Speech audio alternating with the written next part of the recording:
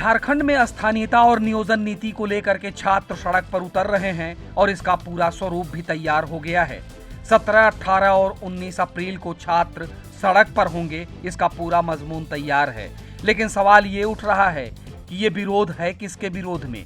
क्योंकि बीजेपी के लोग कह रहे हैं कि जो छात्रों का हक है, नौकरी की जरूरत छात्रों की है, इसे देनी चाहिए। ये तो हेमंत सरकार नहीं दे रही है। हमारा पूरा समर्थन छात्रों के साथ है। नैतिक रूप से बीजेपी का हमेशा समर्थन है। जो भी झारखंड के हित में जो भी विषय है, झारखंड जिस विषय को भी करना चाहती है, उसका हम लोग को नैतिक रूप से 100% समर्थन करते हैं कि भाई वो आना चाहिए। लेकिन इतना जरूर है कि हिंसात्मक रास्ता ही हमारा केंद्र बिंदु होना चाहिए। हिंसा का लोकतंत्र में कोई स्थान नहीं है। अहिंसात्मक रूप से जो भी आंदोलन हो रहा है, जिस तरह से भी चल रहे हैं, उसका हम लोग समर्थन करते हैं। बात कांग्रेस की करें, जो सरकार में साझीदार है, वो भी ये बात कह रही है कि छात्रों की मांग जायज है। युवा कांग्रेस नेता ने कह दिया कि कांग्रेस का युवा नेता विंग उनके साथ रहेगा।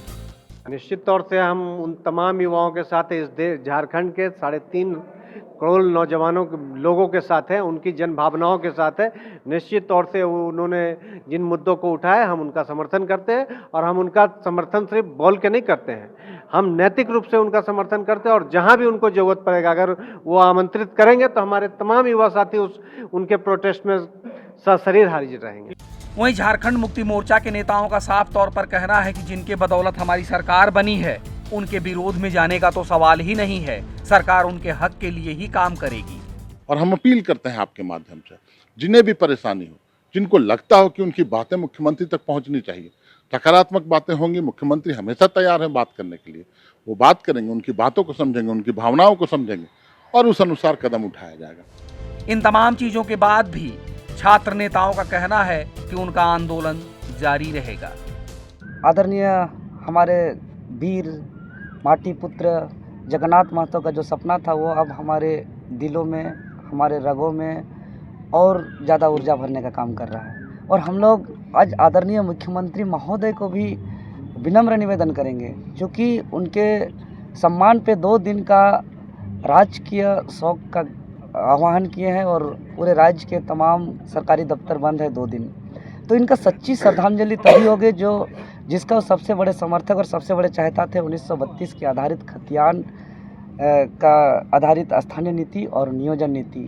तो उनका आत्मा को तभी शांति मिलेगी, उसे सच्ची श्रद्धांजलि तभी मिलेगी जब उसके मांगों को पूरा किया जाएगा।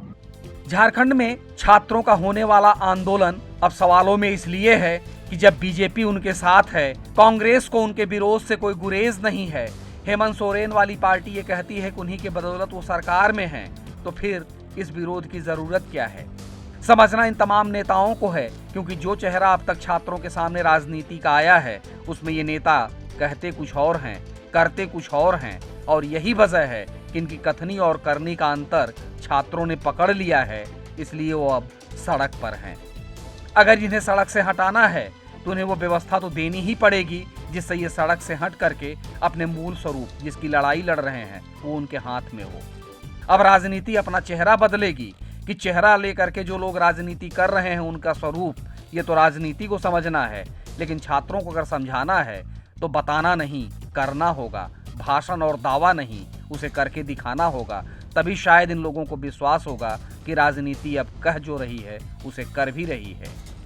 Bureau report, ETV Bharat.